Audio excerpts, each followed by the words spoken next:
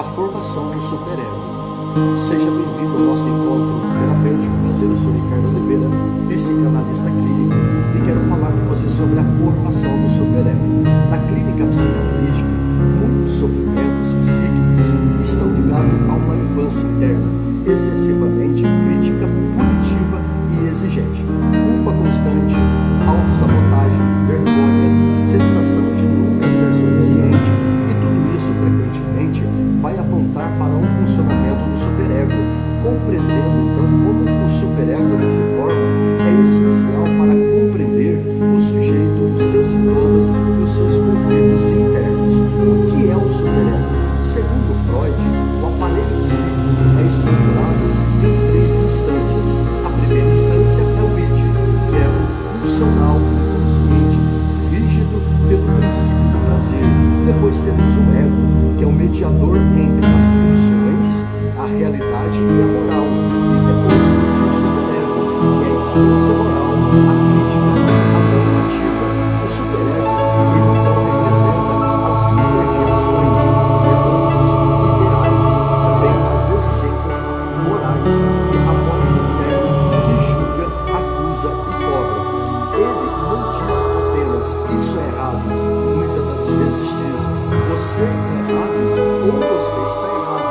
E qual é a origem do superego na infância? O superego não nasce pronto, ele é construído no decorrer do desenvolvimento dessa criança. A sua formação ocorre principalmente a partir de 2 figuras representativas, das autoridades significativas para ela, de modo como a criança experimenta o amor, o limite e a punição a partir daí, a criação dependente do amor do outro.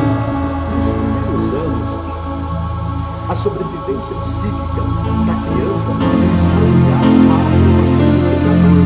Assim, ela vai aprender rapidamente o seguinte: o que pode, o que não pode, o que gera amor, o que não gera amor, o que gera ganho, o que gera perda, o que gera aceitação e o que gera também rejeição e punição, tendo a partir daí um complexo de Edipo, que é a formação do superego. O momento central da formação do superego ocorre durante aquilo que é chamado de um complexo de Edipo.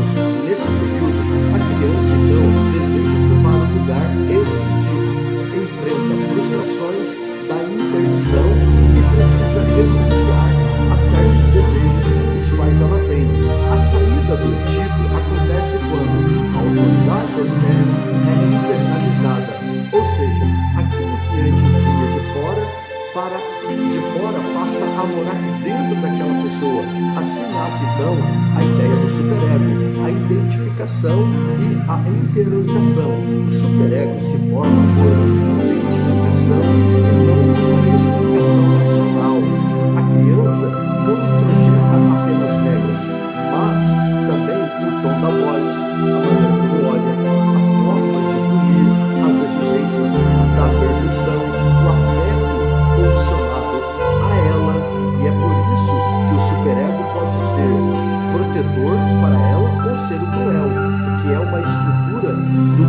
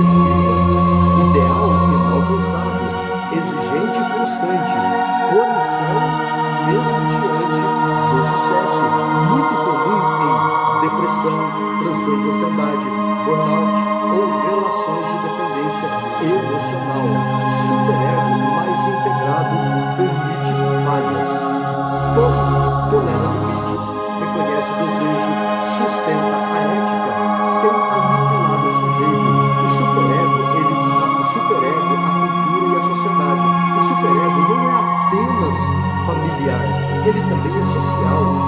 Vivemos sob ideias de produtividade, imperativo de felicidade, comparações constantes e o superego do desempenho.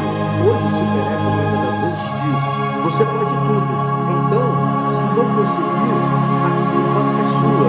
Você que é o culpado de não desenvolver. O superego dentro da clínica psicanalítica, dentro da análise superego, ele aparece na fala, nos atos falhos, nos sintomas e nas repetições do sofrimento.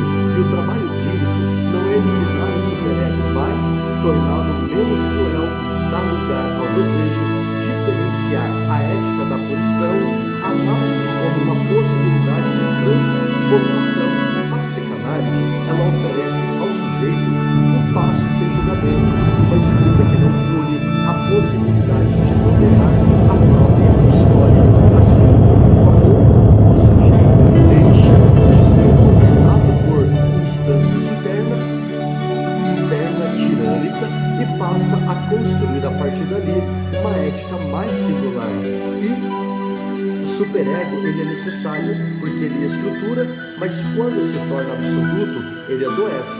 Compreender a sua formação é compreender a origem da culpa, o sofrimento psíquico, as exigências internas e a dificuldade de desejar. E é na clínica que passa a ser escutado o superego e a história através do amor, da aceitação e trazendo a intervenção nas faltas que existem. Então, que Deus abençoe e até o próximo encontro terapêutico.